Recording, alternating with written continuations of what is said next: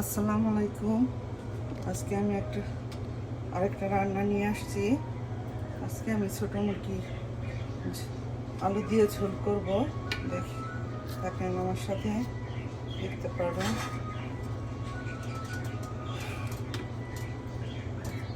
বরাবরই আমি নারকেল তেল ইউজ করি, আজকেও তার ব্যতিক্রম না। আমি নারকেল তেল ইউজ করতেছি। তেল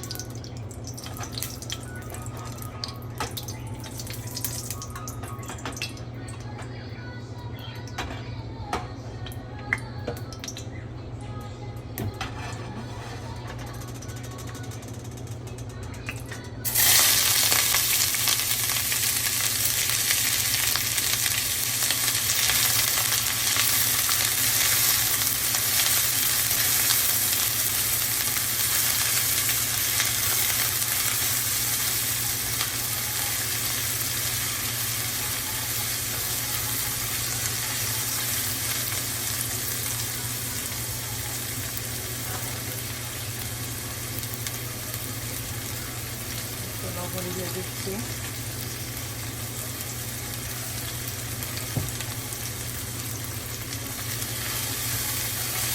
আসলে গতকালকে আমি অনেক রান্না করছি, তারপরে আজকে রান্না করতে হচ্ছে, কারণ কালকে আমার কাজ আছে। আবার কাজে থেকে এসে আমার ছেলে আরেক জায়গায় থাকে, ওর কাছে যাবো একটু, আবার আমার বাড়িটাও একটু দেখতে যাব। তো সবসময় মনে হয় একটু তেলটা কম হয়ে গেছে, আর একটু করে দিতে হবে।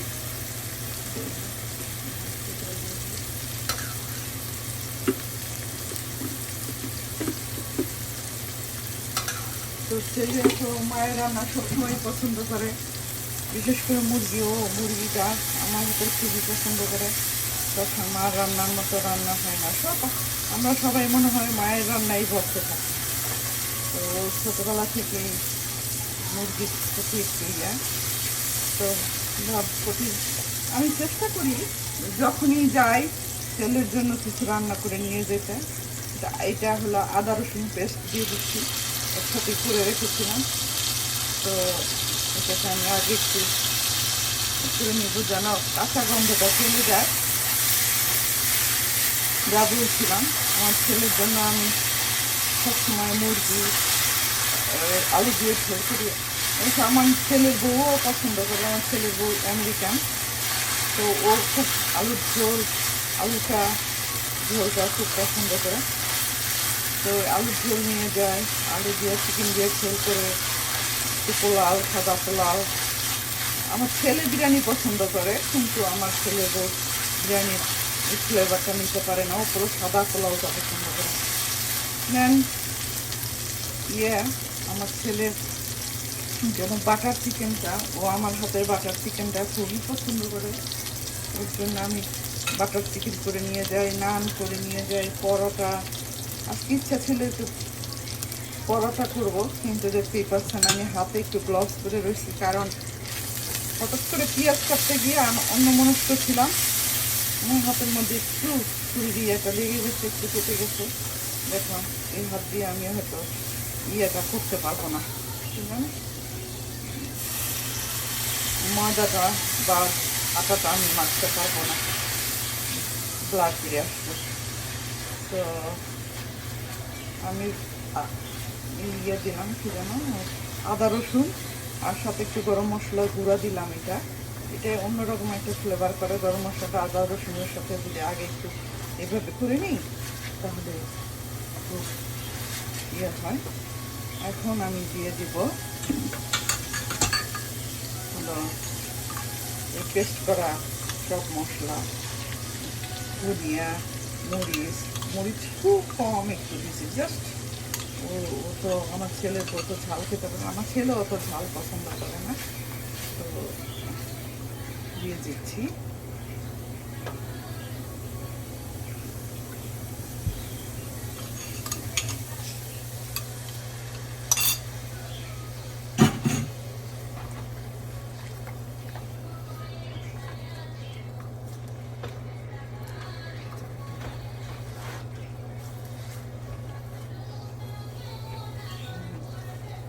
বাসায় একাই আছি, যার জন্য টিভিতে একটু গান দিয়ে রাখছি। এই প্রয়োজনের একজনের ভালোই লাগে ওর গানটা, শুনতে ভালোই লাগে, খারাপ না। গান শুনতে শুনতে কাজ করি, পাখির ডাক সব কিছু মিলে ভালোই লাগে।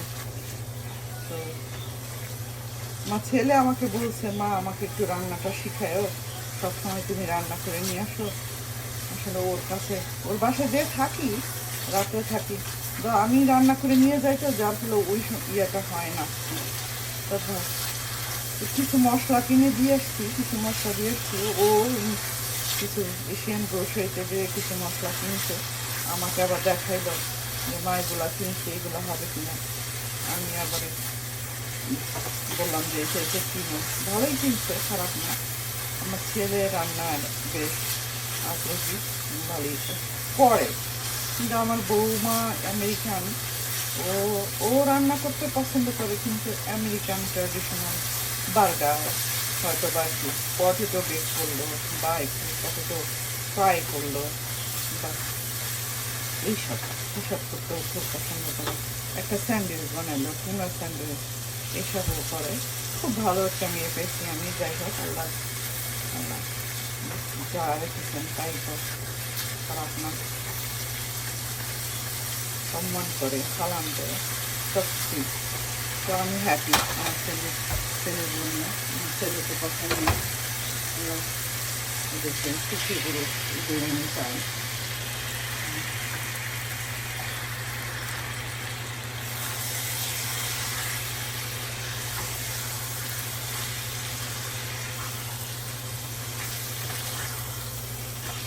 ছোটো মুরগি তো একদম হয়ে যাবে তাড়াতাড়ি, বেশি সময় নেবে না।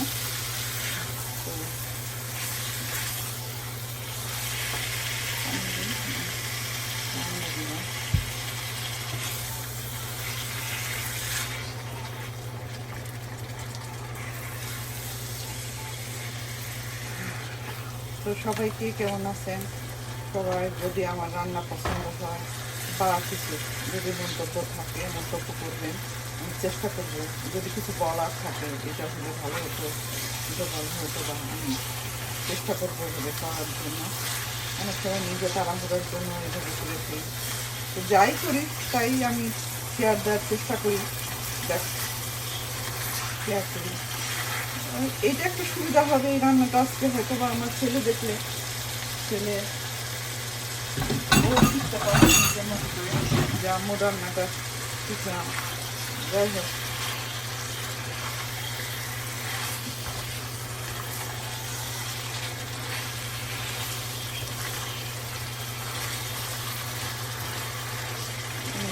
আলুটাও দিয়ে দিব। ছোটো একদম ছোটো হবে, মজাই লাগে।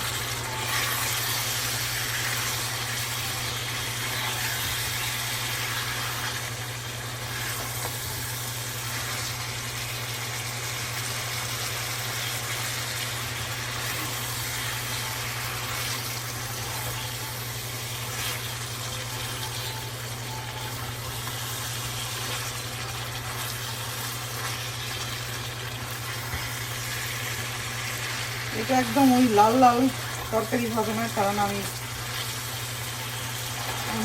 দেইনি মরিচের, লাল মরিচের, শুকনো মরিচের গুঁড়ো, যাতে আর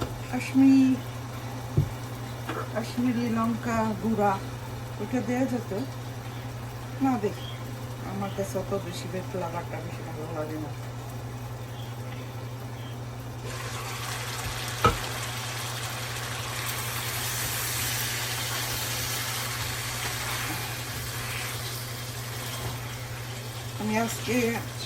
আমি আজকে রোজাও রেখেছি।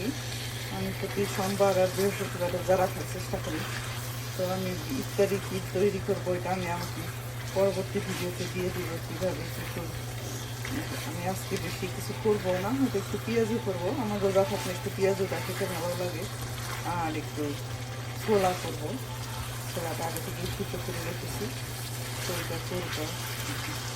আমি এটা রান্না করার পরে দেখি বসে করে নামাজ করে তারপরে ওইটা দিতে যাওয়া, ওইটা করতে। তো ওইটাও শেয়ার করবো সবার সাথে, দেখা যাক।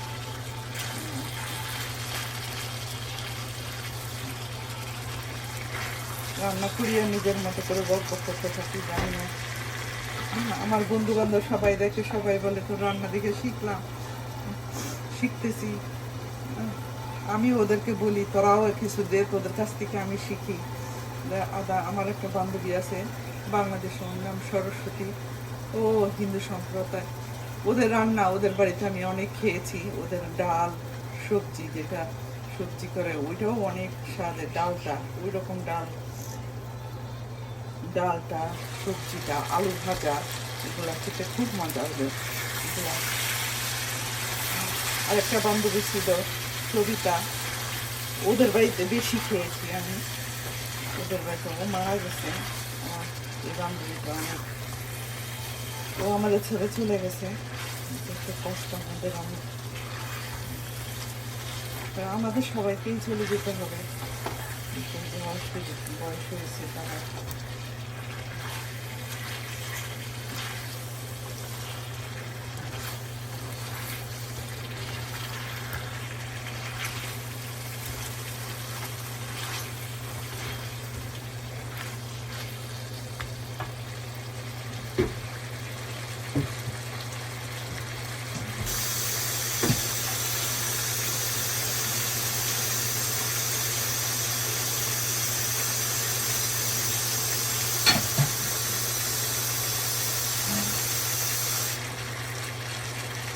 পানি দিয়ে দেবো এখন।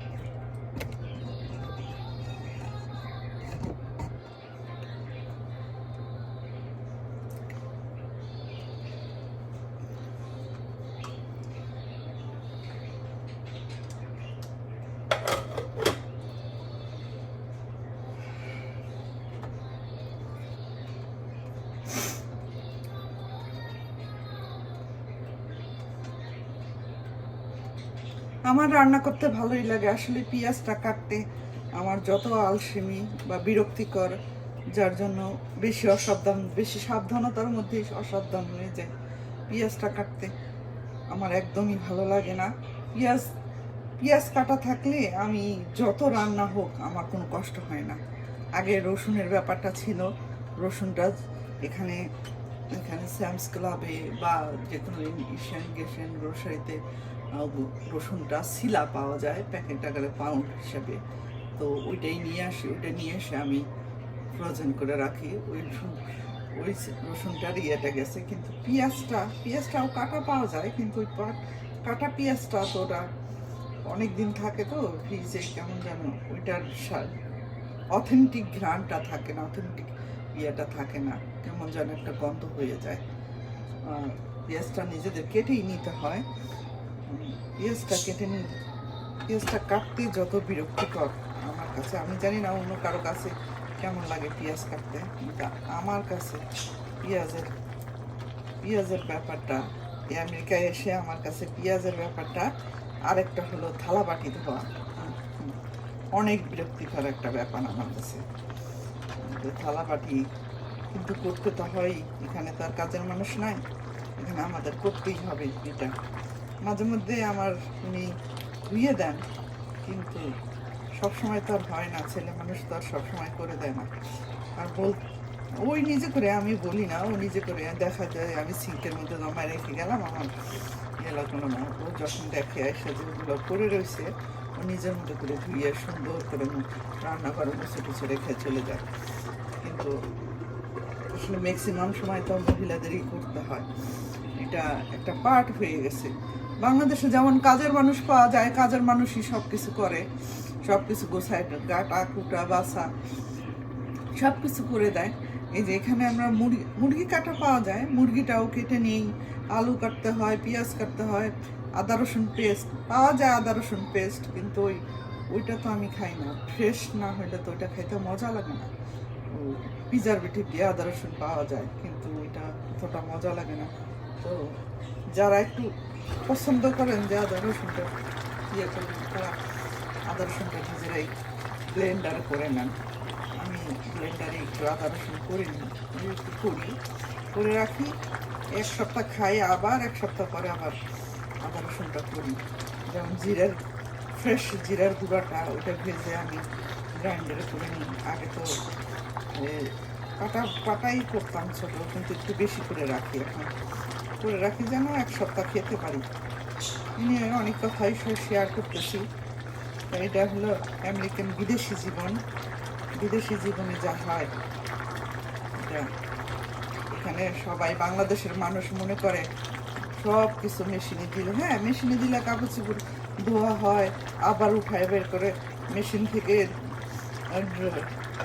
ড্রায়ার দাও, শুকাও, কিন্তু এই কাপড়গুলো বের করে যে আবার ভাঁজ করতে হয়, এটাও তো করতে হয়, এটাও সময় নাই। হ্যাঁ থালাবাটি ডিশ ওয়াশার আছে, ডিশ ওয়াশারে দিলে ধোয়া হয়ে যায়, কিন্তু ডিশ ওয়াশারে দেওয়ার আগে যে ঝুঁটাটা লেগে থাকে থালাবাটির মধ্যে, ওইটা তো একটু ওয়াশ করে তারপরে ডিশ ওয়াশারে ঢুকাইতে হয়। তো ওইটা ওয়াশ করতে করতে মনে হয় যেন নিজেই হাতে ধুয়ে ফেলি, ওইটা একটা বিরক্তিকর ব্যাপার।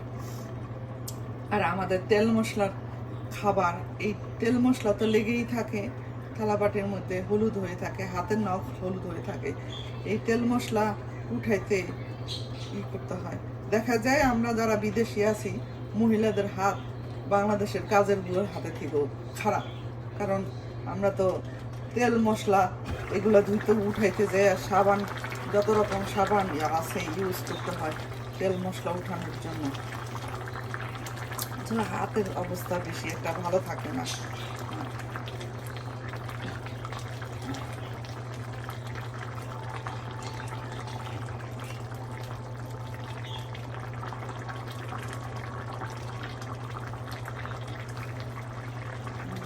হয়ে গেছে আমার রান্নাটা।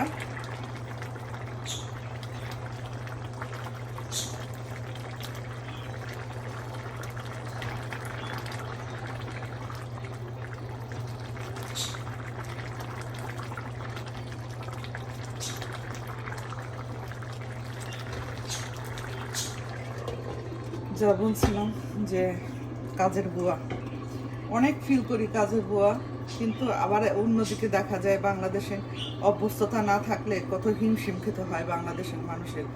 দুজন মানুষ আসলে তারা আপ্যায়ন করতে পারে না, আর এখানে আমরা 50 জন মানুষেরও রান্না করে ফেলি, এক হাতে রান্না করি, খাওয়াই, সমস্ত কিছু করি, আর বাজার করি, গাড়ি চালায় যায়, এখানে বাথরুম পরিষ্কার করা থেকে সমস্ত কিছু আমাদেরই করতে হয়, আমরা করি।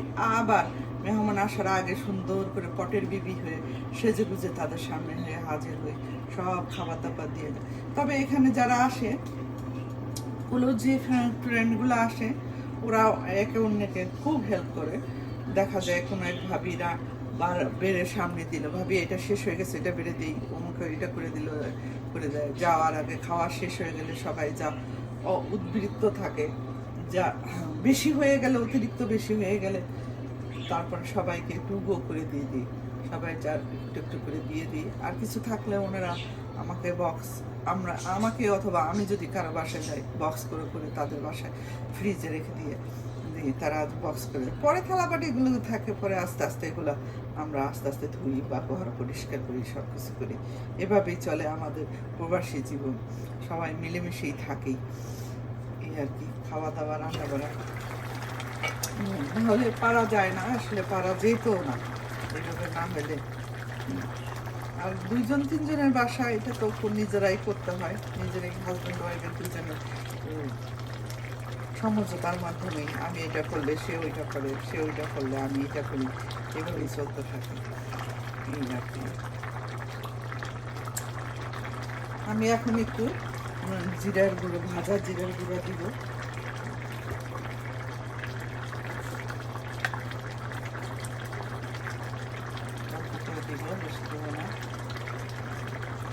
হয়ে গেছে আমার রান্না।